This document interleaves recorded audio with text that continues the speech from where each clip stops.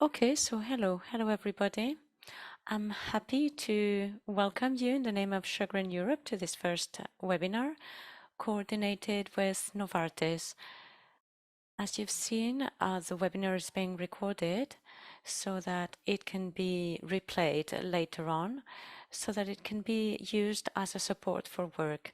This webinar will be delivered in different languages. At the bottom of your screen, there's an icon with a globe. So you can click on it, it says interpretation, and then you can select the language of your choice.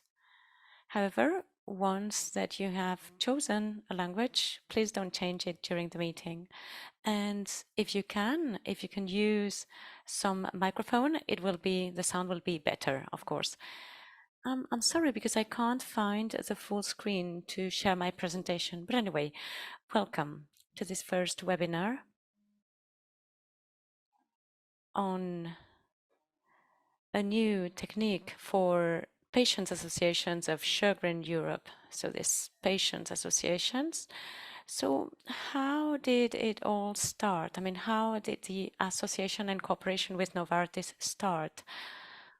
Well, at Sjögren Europe, of course, we have some goals that you're all aware of, whether you're members or not, and we all share common objectives with Novartis to promote advancement of knowledge, research, information, treatment, and care, foster patients' involvement and participation in scientific research, in medical, health, political institutions, in the pharmaceutical industry as well. And of course, as for Sjögren Europe, we want to increase awareness about our association and about the disease. So Novartis is supporting us in this program, and Novartis wants to support patients' organizations, and they want to support us, patients of Sjögren's, and whether it's with different partners such as institutions, well, political institutions, health institutions, and they really want to increase knowledge and skills of patients' representatives. So this is a collaborative work. And in a disease such as Sjögren, which has a very low prevalence, and it's classified even in some countries as a rare disease, it's very important for us to be supported and coached. So this is the case actually, and we want to share all of this with you, with all the member associations of this program. So now I'm going to give you a program overview, and this involves different aspects. First of all, self-assessment with the point of view of patients, also the capability building and the continuous support program. So this is going to be focused on the organization, recruitment of staff, the funding of these organizations, also communication and social media, which today is absolutely essential. And another very important aspect for us, for patients associations, is the development process of different drugs and medications. So the way different molecules are going to be authorized and reimbursed, and how us, as patients associations, we can be involved in all the stages and the different phases of the development of a new medication. And since the very beginning, this is a key issue for us. We want the patients to be heard, and we want our voice to be heard. And of course, last but not least, it's very important to be complemented with the right information. And we want also to raise awareness about the burden of the disease, and to let people know about the unmet needs regarding this disease. So today's program is a capability building program, and this is made available for you all, for all the patients associations. So today we're going to talk about external communication strategy with different partners, and you'll discover this later on. So again, 4 aspects: external communication strategy, but we're also going to talk about the operational aspects of the organization, like staffing and the management of staff. And here I'm also referring to associations that do not have staff, but they work with volunteers. Also, drug development, again, all the approval process of new medication and the marketing of new medication is very important, that patients' associations are well informed about this. And finally, patients' organizations' involvement in the healthcare system as a whole, whether we're talking about health institutions, health systems, or different partners such as pharmaceuticals. So this is the agenda for today, for this webinar. So we're going to run through the different items of the agenda, and we have actually two expert speakers today that I have the pleasure to introduce. Ravi, first of all, who created and he manages a communication agency in London. He's launched different awareness-raising campaigns in the field of health, and actually Ravi is himself a patient. So he is involved as a volunteer for the defense and the representation of cancer patients. And I think that you know him already. And Kathy, you know her as well. She's the treasurer of Sjögren Europe. And she's also the treasurer of the Greek League Against Rheumatism. So she's a treasurer there as well. She manages a communication agency, and she is also a patient. So this is regarding the speakers, but now let me give the floor just to start with the introduction. So I'm going now to give the floor to Margaret Dargas, who's the director at VOS, which is a specialized agency in patient engagement, in support for strategies for patients associations. And with her agency, well, she helps us, she supports us since the very beginning of the program. So Margaret, it's all yours. Thank you so much, Coralie. And if you'll bring down your slides, I'm happy to bring up mine.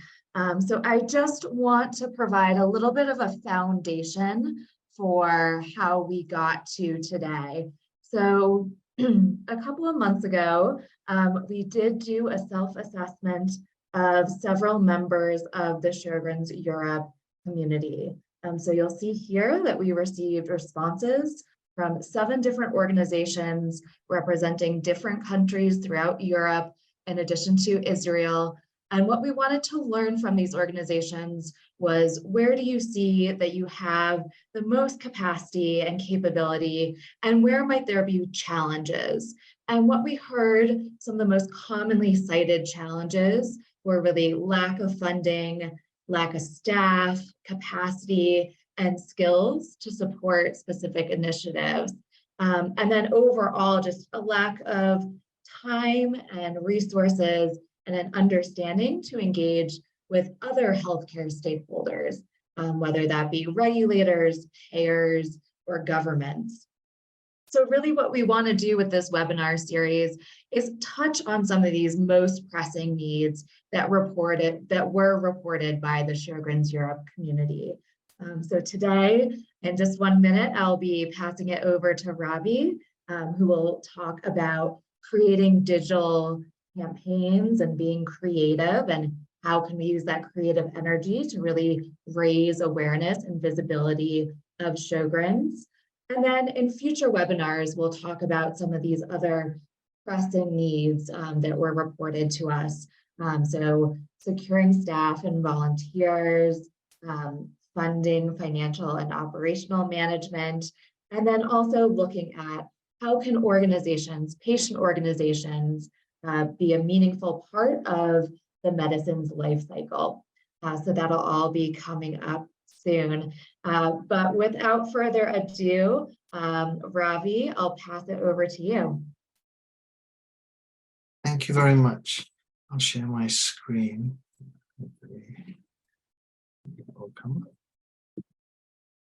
And hopefully you can all see that. Thank you all for inviting me and listening. Thank you especially to the interpreters. I might start singing a song to see how good you are, but we'll see how much time we have. I'm here to talk to you about creative digital marketing. I've split the presentation into two parts, one about digital marketing and one about creativity. And we have a session later on where you can save up your questions, and I'm very happy to answer them all. So make a note as you go along if you have anything. Obviously do raise your hand if something's not working or you can't hear me. So digital marketing. In this first part, I want to talk about why I think you should do this, why I think my experience can really help you, what are the key messages, talk about what I think the right social media strategy is, what does success for you really look like, and then talk about something that we've created called the value formula that breaks down how we see digital marketing to make it easier for you to understand how to make it work for you. So why do I think you should do this really well? I think everybody knows, and if any of you have children like I do, they're on their mobile phone and they're on social media, and I think that's increasing with everyone. Around the world over the last few years, social media is becoming a trusted way for patients to understand, learn, donate, be involved, and that creates a great opportunity. Digital is really efficient. It's low cost compared to printing or real world events. And it can really, you can really leverage the tools to grow your organizations, grow your audiences, and achieve your aims. I think that today, without digital, life for any patient organization will be much harder. But the thing is that digital is busy. Look how many apps there are on the phone here. To cut through the noise, I think you really have to be creative. What's important is that the internet is global, and that together you can all work together to grow your global voice, which creates influence and hopefully means that you all share in the rewards of doing that. Who am I? Why do I think I'm sort of a good person to talk to you about this? I live in London. I'm a father of two. I've put some pictures there to humanize myself. Over the last few years, I've led health awareness campaigns around the world for 10 diseases in over 40 countries. And I'm really proud that together with my team, we've engaged about 1 billion people. I've learned a lot. It's very rewarding work, and I'm delighted to share the experience. I'm also a patient. Halfway through my journey, I was diagnosed with cancer, and I understand it from your side. I'm a volunteer. I drive awareness. I drive R&D, and I go up and down the country, helping people. I'm a mentor, a buddy, and I donate. So hopefully having that experience of not just coming up with creative campaigns, but actually being somebody who, understands the lack of resources and things and time, and having to go in and out of doctors and hospitals means that my experience hopefully has been tweaked to help you. I'm also a chartered accountant, and so hopefully that means that I'm not going to be encouraging you to do anything that is a waste of money. I hope it's interesting. I hope in this half-an-hour session that you really understand some of the key elements of a social media strategy. You understand creativity and how to turn just a good idea into an actual campaign. I want you to all know that I actually believe that everyone can be creative, and that digital marketing is a real fuel for creative ideas.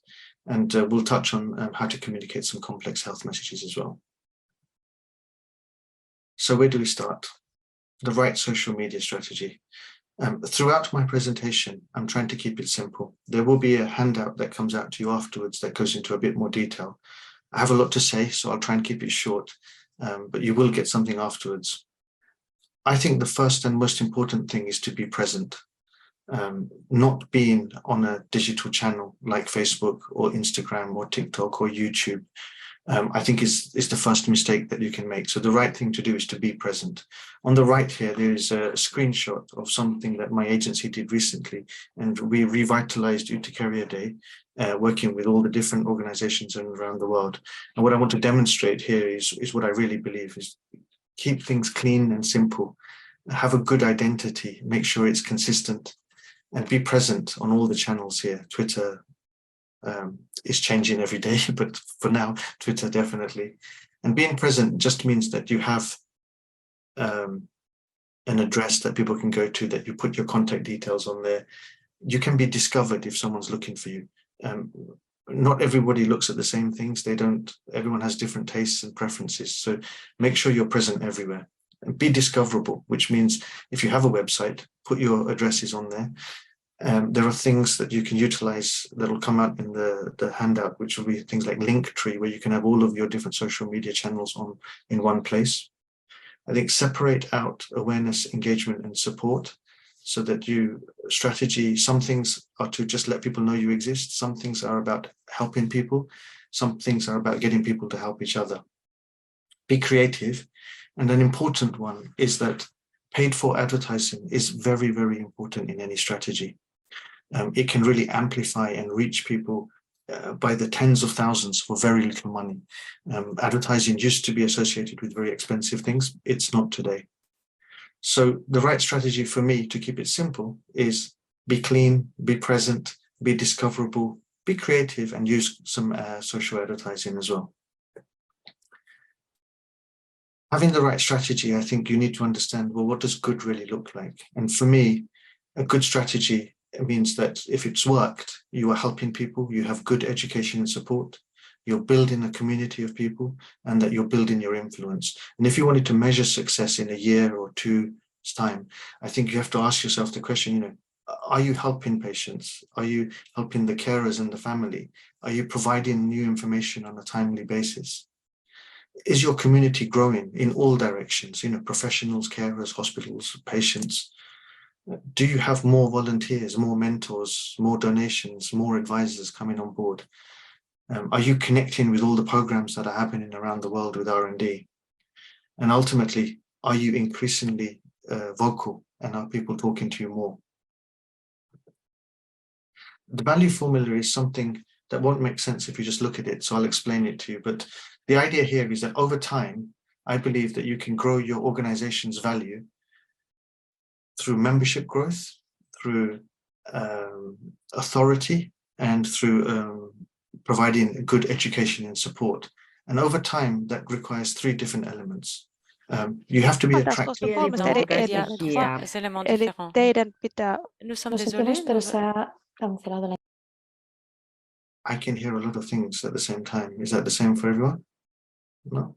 Okay. You should be back, Robbie. It should be back. Cool. Okay. So be attractive, use social media, PR, brand partnerships, adverts in order to let people know you exist. Engage with people or create environments using the social media platforms like polls or chat rooms or live streaming or messaging, dates for events in order to engage with people, and then make sure you support them. And that is where the real value comes. And if over time your strategy is focused on the different areas of making sure that you are attractive, that you are engaging with people, and that you are providing them with education support, I think your membership will grow, and I think that the value of your organization will increase. I'm going to go through some of these quite quickly in a bit more detail. So what do I mean by attraction? You have to be in the right place where people go. So that's why I say be present everywhere. Plan your communication, know what your message is. Make everything look consistent. I think that it doesn't have to be very expensive design, but make everything look similar so that people recognize you. Try and match your content to the audience that you're looking for. So if it is gender, like with Shogren, perhaps you want to talk to more women, make it friendly towards that audience. Or if it's younger audience you want to speak to, make sure your content is appealing. Be discoverable, turn heads, and use advertising. So some examples, I think, is the best way to show this. This is Cancer Research. And you can see here, Cancer Research has the same logo across all of the different social media places. They use real images and they tell stories to make you want to read, so there's a big picture and a lot of words. And this is the sad story of someone who passed, and people will comment and engage with it online. It doesn't always have to be photos, and you can put something very simple together, which is a key message. In this case, smoking is the biggest cause of cancer. The idea here is to show you, be attractive with images, with words, with stories and messages. And here you can see with the Psoriasis Foundation, they've adapted their content for the audience here. And they're using images. This may not be appropriate for you, but for them, they wanted, in this country where things are legal, to talk about this. They wanted to appeal with comedy in this one for a younger audience. And I think it's important that some of these, hopefully you will remember them and see them afterwards, that be attractive to the audience, talk about the things they're interested in, use images, stop and make them turn their head in whichever way that you can. I think throughout here, you can see on diabetes, imagery is really important, good quality images. You can use websites like Unsplash, which are free images to use, or you can source them through your groups and ask people to send in their own photos. This is an example of a photo that someone will have submitted.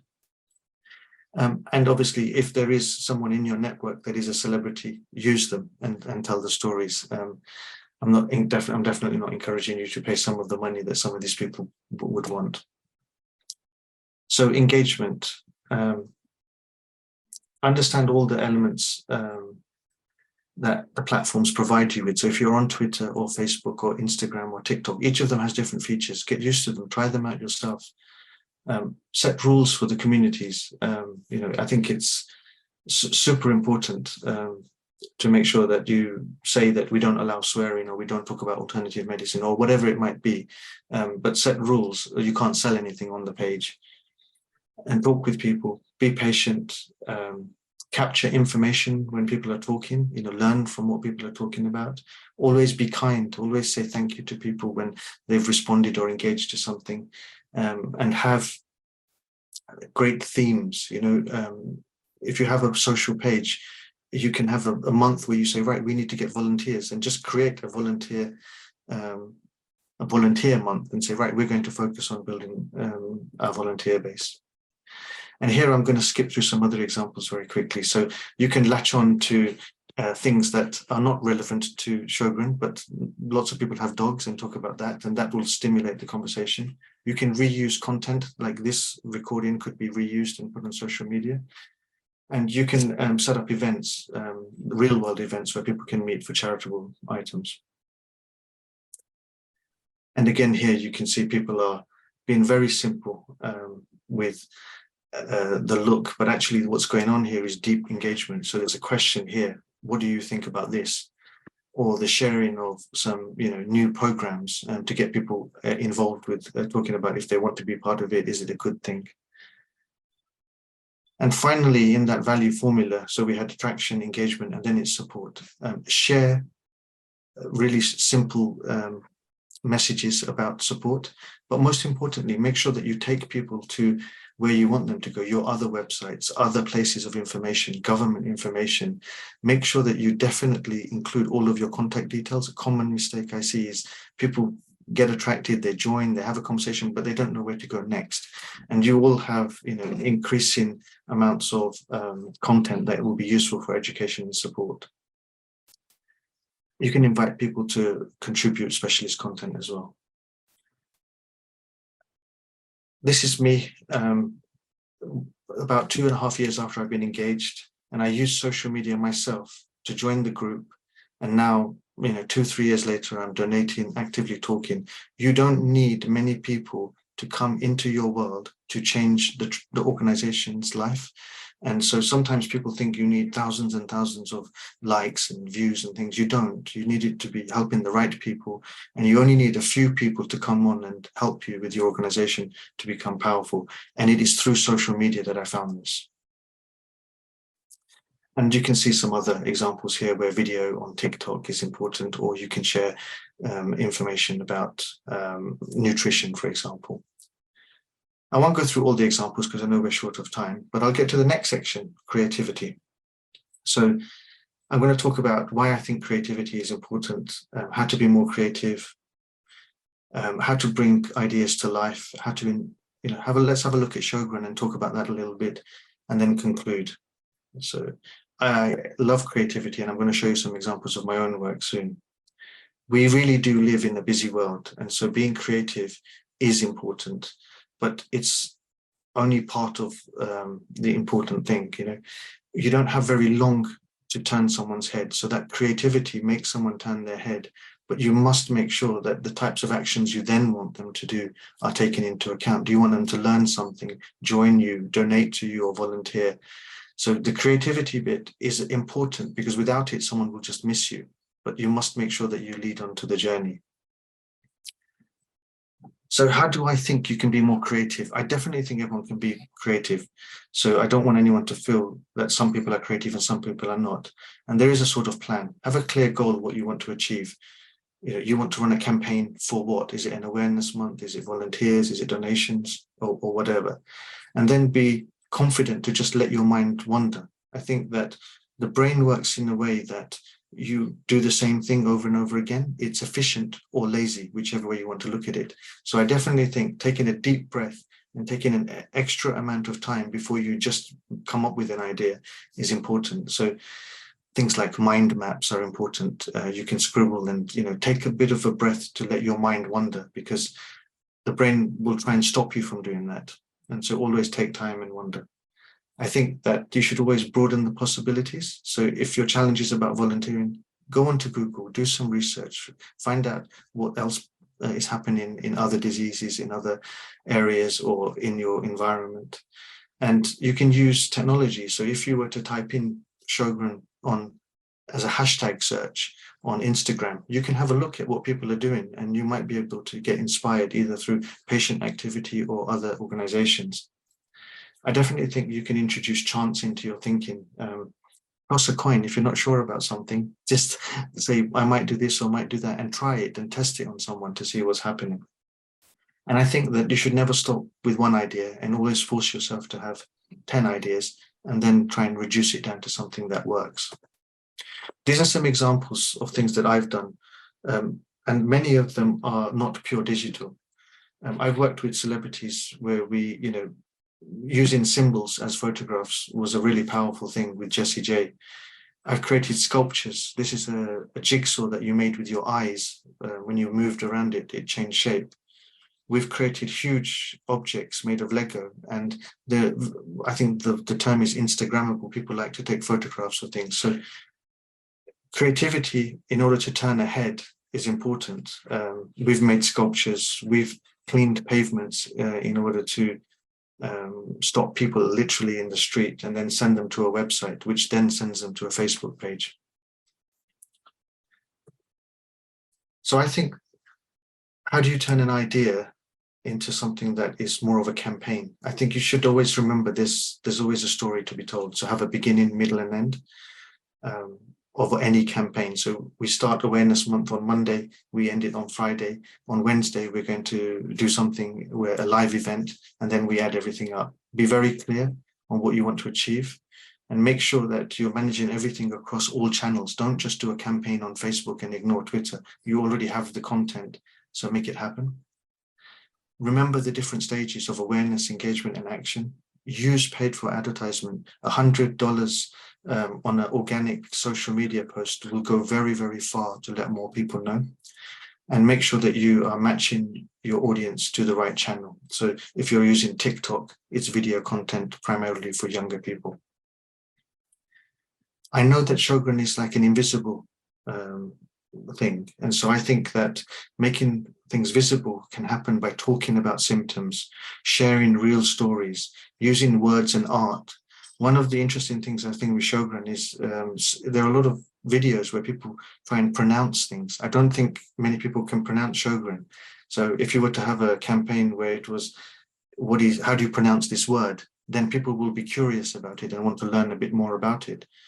And then make sure that you theme your World Days and Awareness Months to coordinate your global focus together. Your journey should never stop with social media, and make sure that your website, your telephone numbers, your email addresses are always there. So for people to contact you, to have real world conversations and maybe even meet people. And I think it's important to understand the end goal with everything you're doing. My favorite piece of work ever is this image. We were asked by Asda, the supermarket, to celebrate their Minions partnership. They launched the film, and they wanted something low cost. And we went and put stickers on all the bananas and sold hundreds of thousands of bananas because of this. Sometimes the simple things, the creative things can work wonders. It is important to be creative, but make sure those creative ideas turn into proper campaigns. Make sure that you are confident. Everyone can be creative. Make sure that you use digital marketing to really fuel everything, and keep it simple. That's the end of my slides. I've gone through that fairly quickly. I hope that sounded nice in French, Greek, and all the other languages. And there will be a handout that comes, because I appreciate there's a lot of information there. Thanks for listening.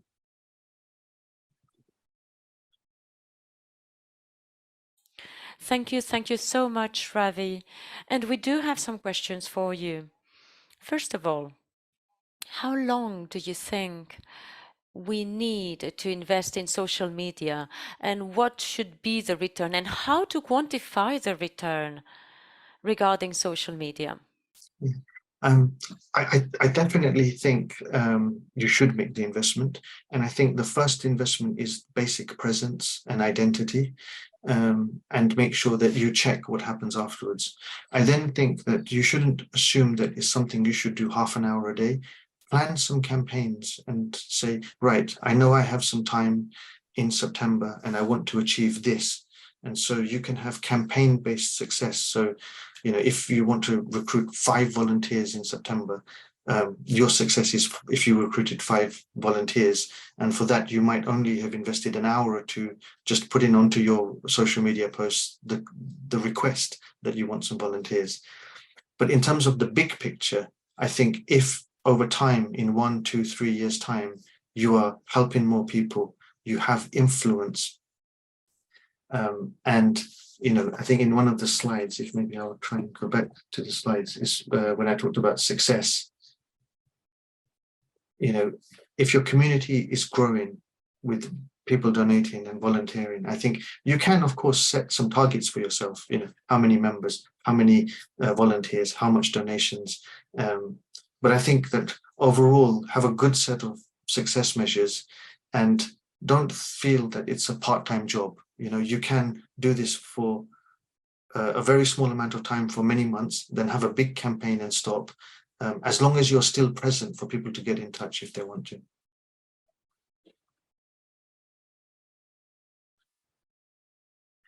Thank you, Ravi. Another question for you. So how to start? So how do we start, for instance, an association, a patients association, which is not present at all in social media? What would be the recommendation? I mean, how to take off? Is it a presentation or maybe different posts? How do we start? Now, specifically speaking, how do we start a campaign in social media? It's definitely, I mean, let's assume you have nothing. The first thing to do is go and register your addresses with all of the social media accounts. If you have them, make sure they look the same. Make sure that they all have your contact details, emails, website addresses, telephone numbers. And then what I would do, if you are very new, is say hello to the world. Hello, we are X and we are here to do the following.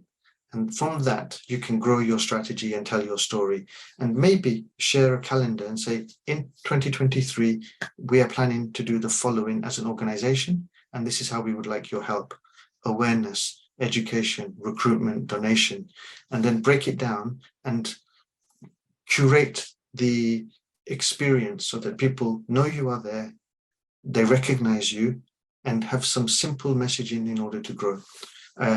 If you have done nothing, I think just doing that alone will be game-changing, because people will be discovering you, because that is how the internet works. It's all connected, and that's how I would start, for sure. Thank you very much, Ravi. Kathy was raising her hand. Kathy, you can go ahead. Can I ask a question, Ravi? I just saw that you are proposing to have very happy photos in our post. Why only happy photos? Because if you want to say something which is not good, or you have to strike or something, why do we have to have only good photos, happy photos? I think that you could definitely use all types of images. What I have found is that positive images draw people in, because people sometimes want to swipe away from negativity. And so one of the happy pictures I showed you was the lady who died the following week, right? And so whilst the story is very sad, but informative and positive and educational as well, I think that the picture of a couple together would have worked. If I would have shown a picture of her being very sick, the chances are that many people would have skipped it because people don't want it. But that's not to say that you shouldn't use it, because in certain circumstances, especially in some diseases where it's very visible, I've seen it used to great effect. Shock factor works. I think that cigarette smoking has used it very powerfully over the years with lung cancer, where they just show you a picture of the lung to make you stop smoking. But even then, I think people still don't want to see it. Yeah. But it is subjective, and I think you should link it to the campaign that you're doing. Unfortunately, or fortunately, we all do want to live in a happy place. So I think I for one encourage it a bit more. Thank you very much. This was my point, that we have to stick to our story and to have the good or the relevant photos. Yeah.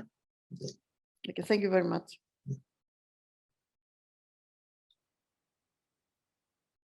Thank you, Ravi. There's another question from somebody who's listening to the webinar, and I think that that person was impressed by the quality of your presentation. How can we do this with volunteers only? How can we do all this? I think that there are lots of parts of your organization that need help. I understand that. I think this is the bit that will be the easiest to get help, because everybody, so from your volunteer base, there will be people who love social media. They're on it all day long. As patients, we all know that we can turn to the internet. And so I think that obviously with all of the different areas, you're going to have to find time. I think that this is the one that you'll have the least amount of trouble, because people don't mind it. I think you should try and share the load amongst your audience. It's okay to say, it's not like you're curating a show. Everybody in the audience is part of the journey as well. So if you need an image, you can ask your audience on Facebook. So be present, start to grow, and then start to leverage the people that are in your community. And one photographer might exist who can help you to take a photograph, and you just put on your social media, we need help with this.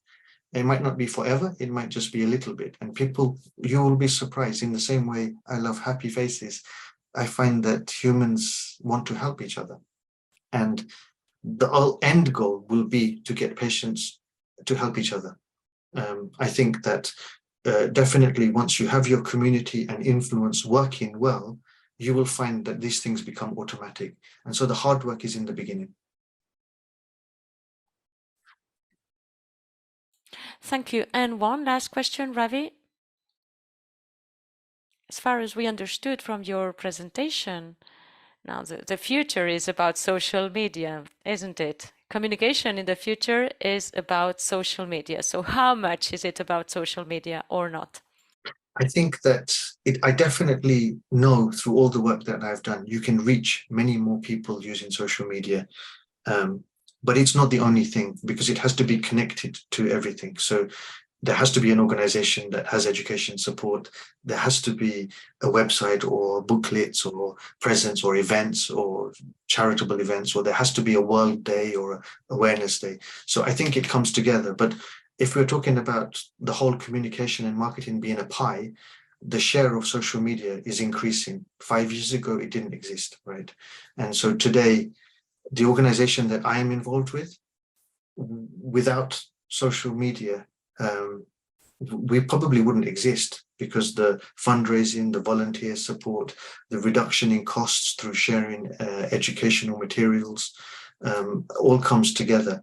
And so whilst it might seem a little bit hard work in the early days, 100% it will help you, and it's definitely not going away. It may be that tomorrow Twitter closes down, but there will be something else in its place, right? So embrace it and love it, and definitely don't be frightened.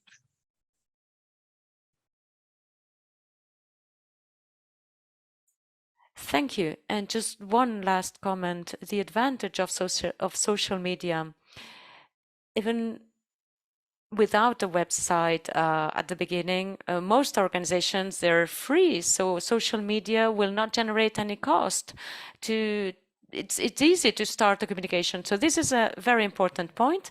I don't think there are further questions. Thank you very much, Ravi, for this Thank you, everybody. excellent presentation. Thank you for sharing your experience with us. And I know that, all these clues that you've given us are going to inspire our audience. And now we will move to the next speaker, to Kati. So you have the floor, Kati. Hi, everybody. Can you hear me? Okay, thank you very much. Now it's my turn to tell you how to build strong relations with the media. But what are successful press relations? We have to think that the successful press relations are about relationship building, not coverage. And without cultivating media relationship, a press release conversation will not be very effective. But we think that unfortunately, almost all the people are having worked with a press release or believe that they can do a press release by themselves. They're trying to write only a press release, not to engage, not to create a relationship with the media. That is wrong. So how to build a good relationship with the press? How is it possible to get more media coverage for business expansions? Please, we have to think that a winning pitch answers the questions. Why should the media care? Why should they care now? This is the two main questions that we have to have the answers for the media. And how to build media relations? First of all, we have to reach to the journalists in the same field. When you send a press release about health, we have to find the journalists who are having the health reportage, not those who are doing lifestyle or auto or music. We have to help the journalists become better journalists. This is the key to strengthen the relations with them. We have to be very honest with them. We cannot tell lies. We have to show the honest interest about journalists. We don't have to just promote our story. We have to show high value. And of course, we have to have one person, spokesperson for day-to-day contacts, which is with everyone available 24 hours, 7, and he has to immediate reply and responses to any inquiries by the journalists. This is very important. Enhance PR press releases content and make it very attractive. When we have a PR press release and it is digital, we have to enhance them with online tools. We have to make multimedia archives, images, video, infographics. We have to have links to the additional content. We have to share bottoms on social media networks. Why? Because these all elements improve brand image. Easy works for journalists, save time, and generate more engagement. This is very easy, and it's very important for our press release. What we can further increase in media coverage? Have a newsroom section in our website. This section should contain news and relevant information about the company, about the associations, and many journalists, members, new members, partners, investors can only consult the sections and they can find more details about you, about the company, about the brand, about the association, about the disease. In addition, the press release should contain, of course, the contact details of the company and the contacts of the managers, the history of the company, your press kits for the media, a press review, and photos and video. This is the way, and this is the purpose why when a journalist or someone enters your press room, newsroom, then he can find everything. So it's very easy for him to understand your job, to understand your association, to learn and to see what is your job, what is your aims, purposes, etc. Please know that a winning press release is digitalized because there are there are too many researches that shows that digitalized press releases provide greater visibility than traditional press releases. 80% of people remember what they see, while 30% of people remember what they read. 71% of journalists always or often use high images and videos. 68% of press releases newswires, it in 100 most visited press releases contains a multimedia component. Press releases containing images get 1.4 times more views, and press releases containing videos have 2.8 times more views. As you can see, that is very important that to have digitalized press releases. A winning press release is up to date. We cannot send a press release news of yesterday today. We have to be fresh. We have to send the press release the day we have done. News. This is why we tell news. Again, a winning press release is sent to the appropriate journalist. We have, first of all, before sending your press release, you have to find the correct journalist. You have to make the list. I know that it's very difficult, but this is a very, very important part of our job, of your volunteer, in order to have a very good press release, a winning press release, a successful press release, and start having relations with the media. Please, before that, and when you are doing that list, you have to know about journalists and their interest. Journalists receive too many press releases per day, and so they have to just throw away the ones they do not care about them. They are not relevant to them. So find the proper journalist.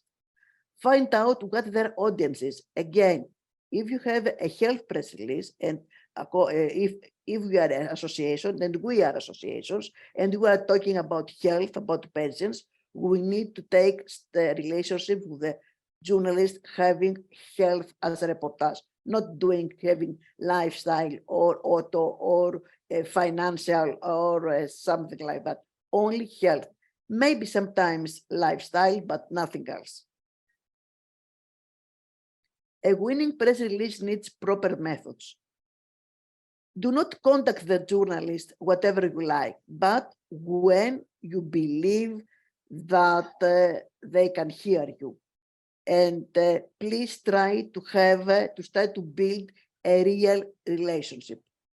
Be clear in your emails. Avoid attachments that are really viewed, and try to verify your content to maintain interest.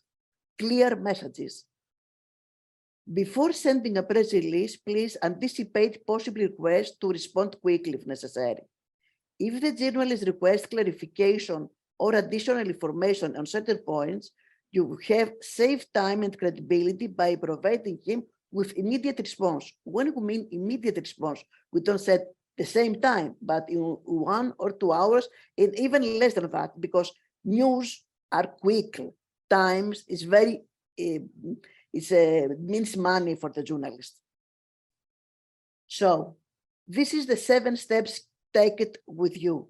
Make a hit list. Be yourself. Only one contact liaison of person. Have 1 or 2 spokespersons ready and available. This is very important. Nobody speaks, not everyone can speak about your association.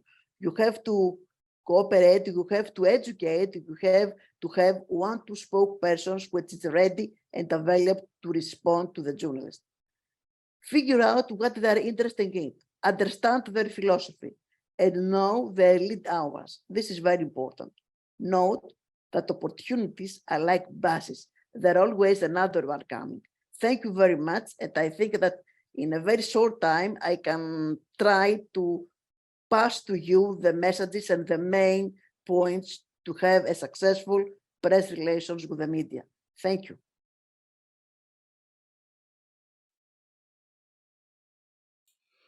Thank you. Thank you very much, Kati. And now some questions for you, Kati. Yes. So first of all, somebody's asking, what do you think about the rule 80%, 20%, which means 80% of the content should be of added value and something new, and 20% should be to promote the association a little bit or to promote a certain event. So what do you think of this 80-20% rule?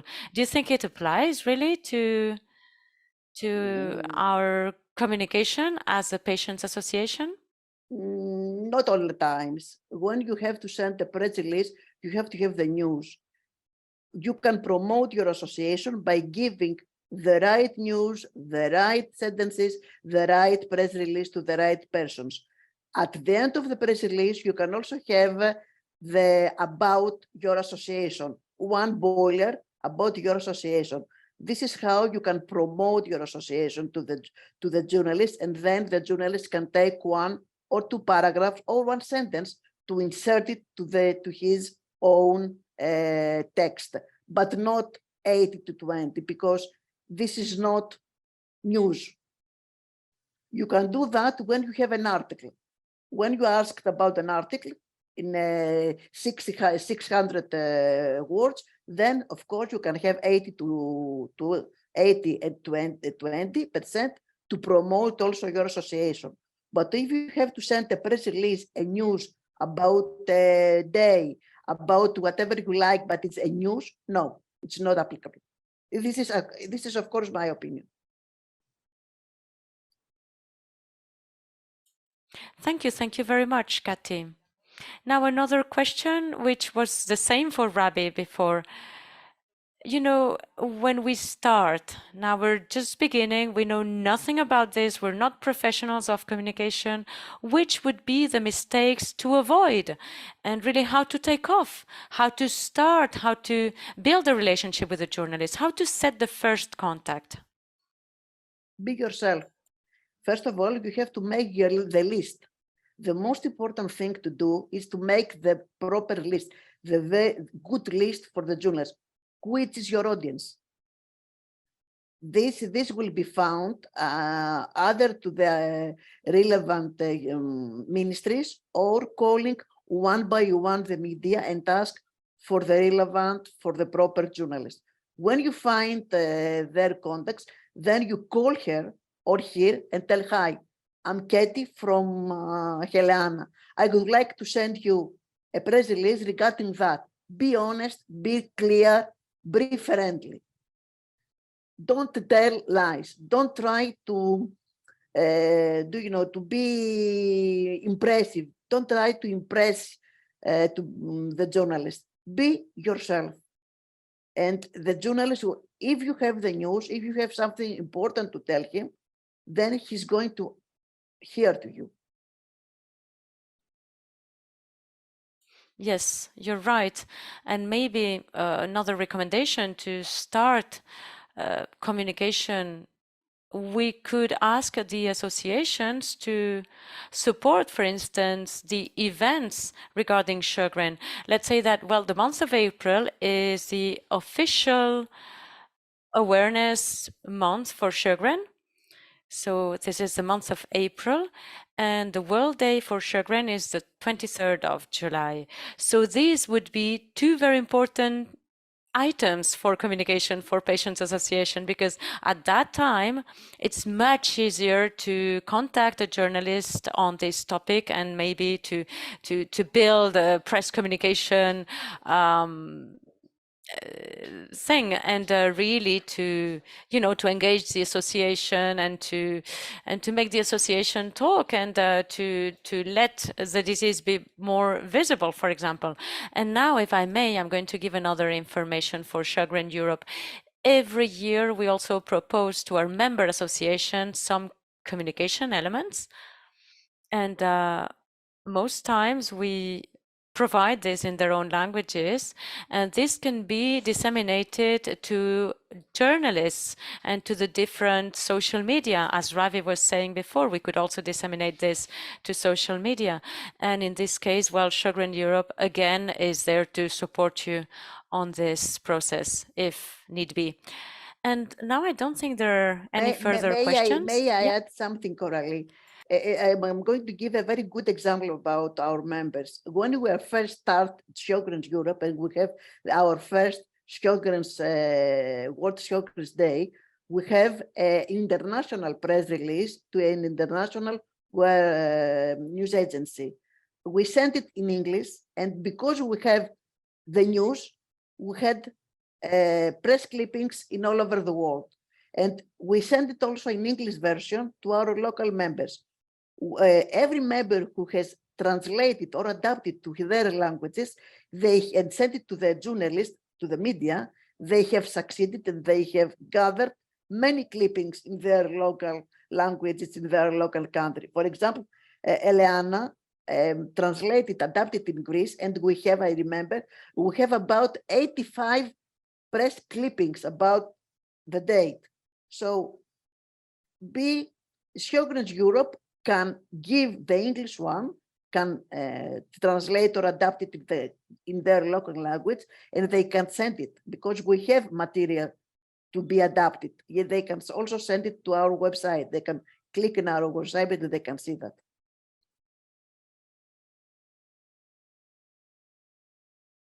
Yes, you're absolutely right. And we're here to support you on this as well, to help the associations and patients. Now, amongst the audience, would anybody like to take the floor or make a comment, or is there anything, any remark? I think there's one more question. How can we reach the elderly people? You know, those people who may not be so present in social media. You're right, and this is a very interesting question. And especially for Sjogren's disease, there are so many patients who are diagnosed at an elderly age, and they are not born in this digital world and they're not present there. So how to reach them? Thank you for the question. Maybe Ravi has an idea as well, or Kati. Sure. So yeah. how to communicate with Yeah. older people? So the type of cancer that I have, they call an old man's disease, and most people get it when they're over 70 years old. So I can talk about this very relevantly, right? In my experience, yes, many older people are not on social media, but the minute they know that there is something available to help them, they will make it happen because they will ask their children or they will ask their friends in order to show them what it's about. I spoke, the photograph I showed earlier, I was speaking in a room of 100 people, average age of 75. The next day, 10 of them joined the Facebook group with the help of their daughter, right, or their son. And so I think that because if you can provide support and you can provide information and you can provide peer support, most important, the group that I'm in is a private Facebook group, and I can wake up at 2 o'clock in the morning and I can ask a question like, I had some treatment and I have a red spot on my shoulder.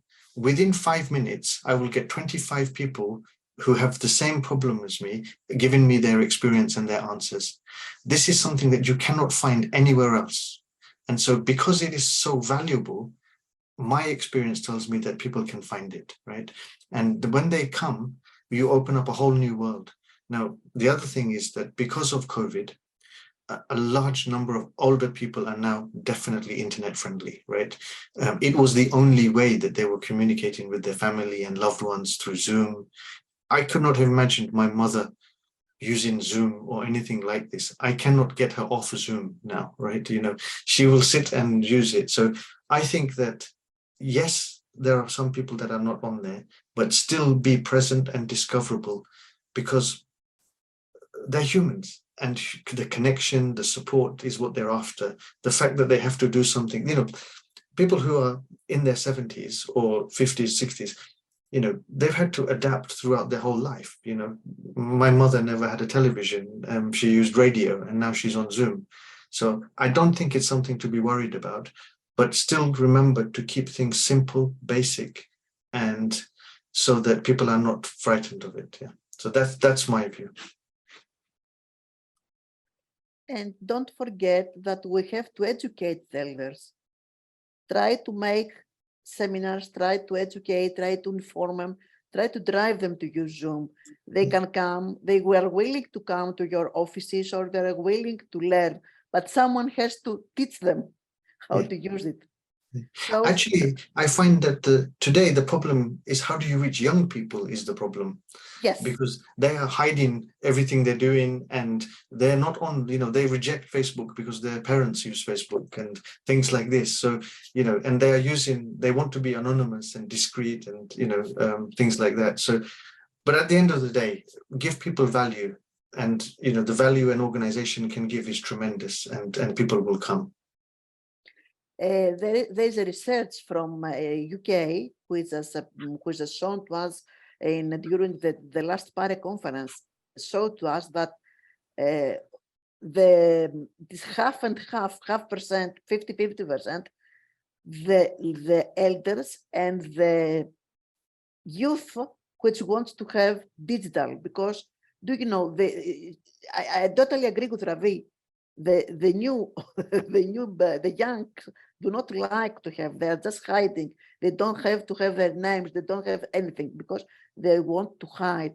The elder, they try to be in the news, they try to learn, so they're very willing to learn. We have the totally opposite.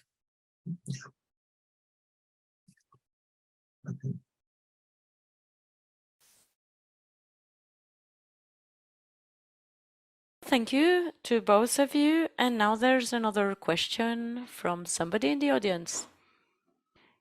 So what are the stages for the different organizations working together when there are differences in language? So how to manage different languages in the same organization?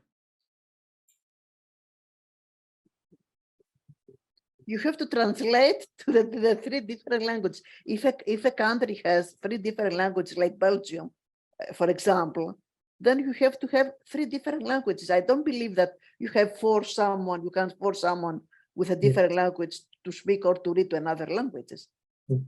In my experience, language is obviously the key difference, but the way that I've seen people come around it is have a very strong international theme. So symptoms, right? For example, if you're going to focus on a campaign around symptoms, these symptoms are universal, right? And so if you have a good campaign theme, it can bring everyone together. And of course, you have to translate. The good news is, look at us right now on Zoom with a suite of translators. Google Translate with artificial intelligence is becoming very, very good. There are many, you know, on social media itself, you can post in English and it is automatically asking the user if they want to translate into 55 languages, not just 3. So I think technology advancement plus having good, strong themes means that we can work together. I also think that you can work with things like art and photography and things like this. So there's a cultural thing about coming together as well. So this picture behind me is painted together by people from all over the country, all over the world, sorry, from different places. And they did it virtually, digitally in a project. And the coming together is not just about understanding each other, but it's about doing things together. And so once you start to do things together and you realize like this, so that we can have a conversation and I am talking in 7 languages right now. That's amazing. Like, you know, so I think that where would you start when coming together? Start to do things together. And it doesn't have to include language. It can be art or anything. Share your photographs, whatever it might be. Then start to use social media where things have been automatically translated. Use the free resources and definitely share each other's resources so that you push the burden. So if somebody in France has created something in French, a wonderful infographic, share the source file with the Spanish team or the Dutch team, because they will find a way to translate it if it is useful. Half the job has been done already. So don't let it be a barrier. Try and work together and get behind good themes.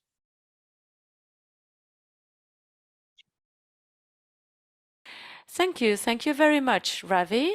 And thank you, Kathy, as well. There's some more questions now. Kathy, we're being asked, do you have an example to propose about a press release or about a campaign that you have launched, which made a difference for your association, and how to measure the success? Even though we talked about this with the press publications, but could you share with us a press release example that you launched, Kathy? Yes, And I have to find it. I have to drag in because we're now in Zoom meeting, so I have to go back and in the OneDrive and find one press release with yes, for example, for the World Day, for the World Arthritis Day. Yes, I can give an example. About the KPIs, you can measure the results of your press release, but having KPIs, for example, you can have how many press clippings you gather. If the press clippings, how many press clippings have incorporated your messages, 1, 2, or 3 messages, which is in your text, in your press release. How many press clippings have incorporated 1 or 2 photos you have sent? What are the target groups who are read your press clippings? It is much easier to have KPIs as quantitative, not qualitative, because we can have qualitative results, but in order to have quality results, you have to have a platform about measuring the quality results, the target groups, the ages, the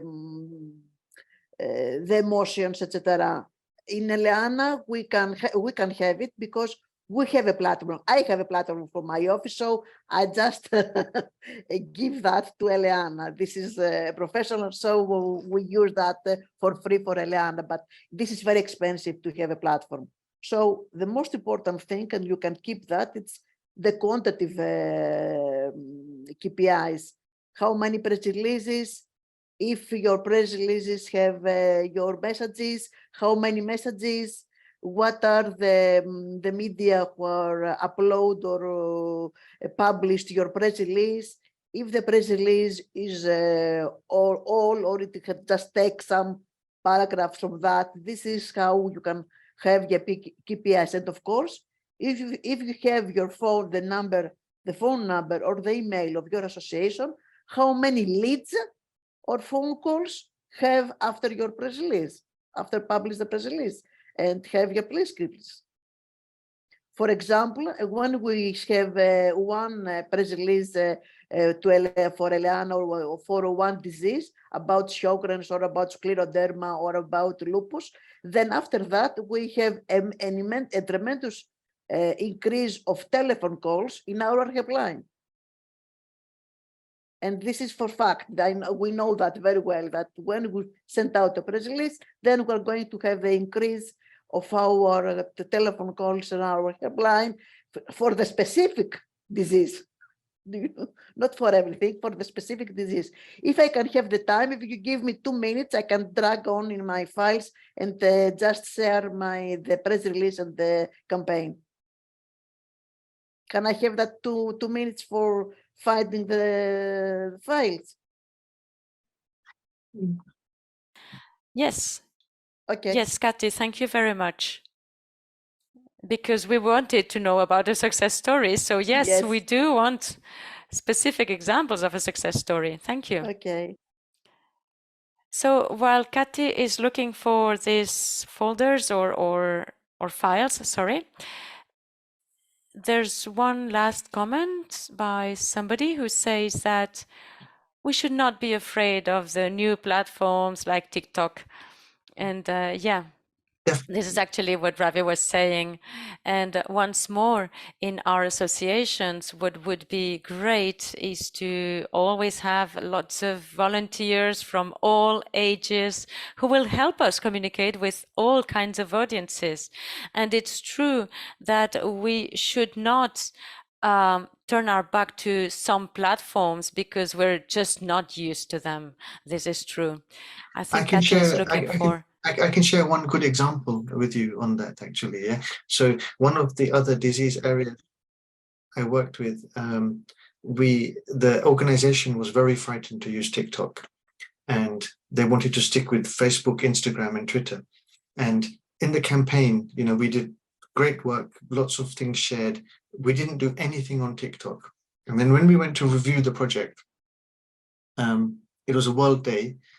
The single most successful post was a doctor who created, it was something to do with the bones, created a dance on TikTok, a doctor, to talk about how to get movement working, with something like 90,000 people liking this post. And so for me, the organization didn't need to do anything except have a hashtag or a TikTok account to be connected with all the people that liked it. But because they didn't, all of those 80,000 people were connected with the doctor, who probably has no time to help any of those people. But it was beautiful, creative, and it was a great example that should have been there, but also a reminder that the organization didn't actually need to do very much to make that very useful. They just needed to be present on TikTok. And maybe just once like the video, and people connect through hashtags, so it's not like you have to spend lots of time trying to find things. I think if you haven't done it, I encourage all of you to type in hashtag Showground on TikTok, and you will see lots and lots of content, because people are already doing it. And so if you're not there, you're joining a conversation. It's not a hard work to create the conversation, it's already happening. So my homework is to definitely go onto TikTok and have a look at what's happening, as well as Twitter. And, you know, look, in some countries, there are local social medias that work. Don't ignore those either. You know, go with, you know, what you see everyone else doing, and be present.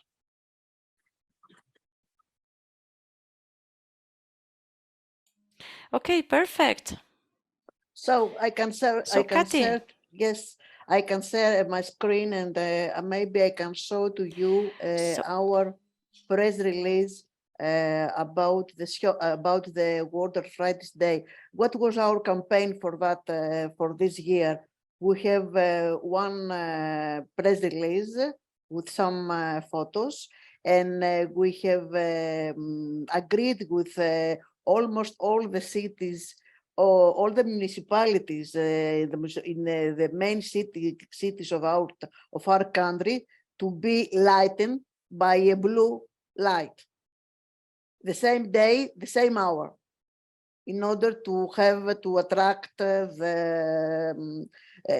make some noise. Okay, so when we sent out a press release, and I'm going to find the press release right now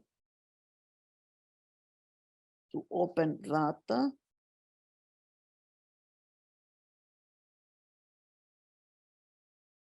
Let's open. Sorry for that, but okay. So I'm going to share. Did you see my screen? So as you can see, there is just a press release. This is our logo. This is the logo of the World Arthritis Day. We have the usual press release, one press release, as you can see, all the information about the date. At the second page, we have what I told you about Hellenic League Against Rheumatism. This is our boiler. You see, it's not just a big boiler, but it's very important, okay? This press release was sent to almost all media doing health, and we have about 90 press clippings. And I'm going to show to you right now I will have again share screen.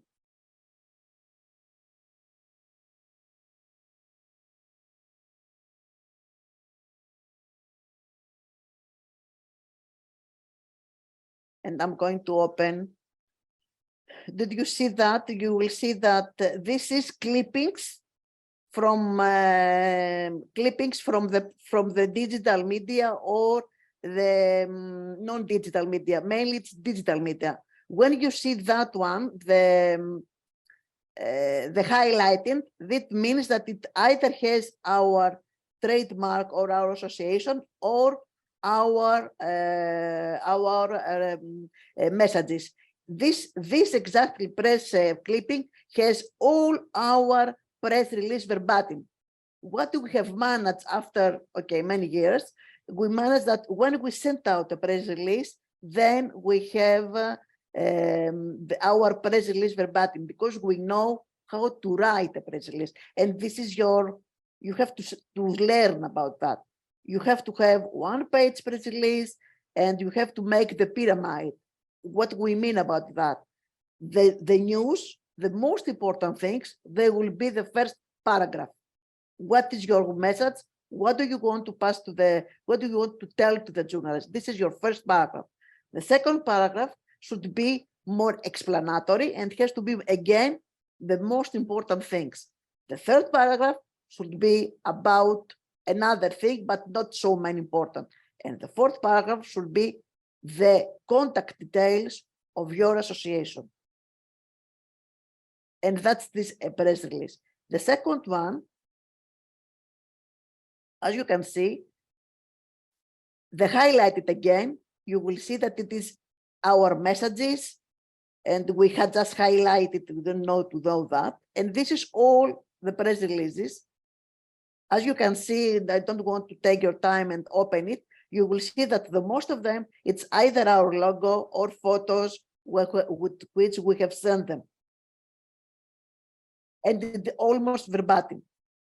So when we sent out the press release, we also had the press we have interviews of our president in TV stations, national TV stations, local TV stations, and also we have radio interviews of our president. So this is a very good, and this is the photos of one bridge in one city of with our members there. This is in Trikala, it's Thessaly, where it is old lighted by blue, and there is of our Eleana Thessaly there. And this is Kalabaka.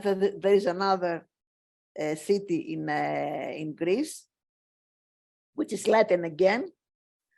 So this is also we have posts in our Facebook and social media, Facebook, Twitter, Instagram. I don't think we have TikTok until now, but we have Facebook, Instagram, and Twitter. And we have a very strong Facebook page. We have about 9,000 followers.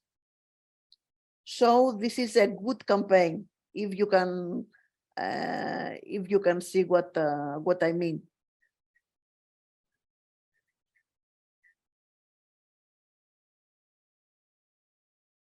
Okay, Kati, thank you very much. We're just right on time. I would like to propose now maybe a little survey. I think you can participate in this. It's going to be very quick. Yes. So very quickly, if you want to fill in for our members, if you want to fill in the survey so that we can have some feedback from you. And yes, in the name of Sjögren Europe, I would again like to thank Kati and Ravi for their fascinating presentation and for really their experience. Voss and Novartis, thank you as well for your support, and thank you to the interpreters. We're so sorry for the technical issues at the beginning, but We hope that you all found some interesting facts and clues that you can use for your respective patients' associations. You will find all the materials and presentations. We will share this with you so that it can inspire you. And in Sjögren Europe, it is our willingness to provide you with tools to support you during the year, because we all share the same goal. We want to make the voice of patients be heard. And well, I hope that we will meet again in 2023 for further webinars. There will be 4 more webinars in partnership with our dear VOS and Novartis. And until then, have a very nice end of the year. Thank you very much. Can we wait to end the poll, because now they are voting? 1 minute, because they're still voting. I just see that. Yes, of course, 1 minute for the poll, for the survey. So just 1 more minute to answer the survey. But so far the results are really encouraging. So thank you very much. Thank you for the feedback. Thank you for the participation. Thank you for encouraging us. This tells us that we are in the good path. And Yes. thank you as well for all your comments in the chat box. And as we can see, they all like to stay involved for webinar 2. 100% yes. And how valuable did you find this webinar? It is 63 high, 38 moderate, which is made about more than very high score. Thank you very much about that.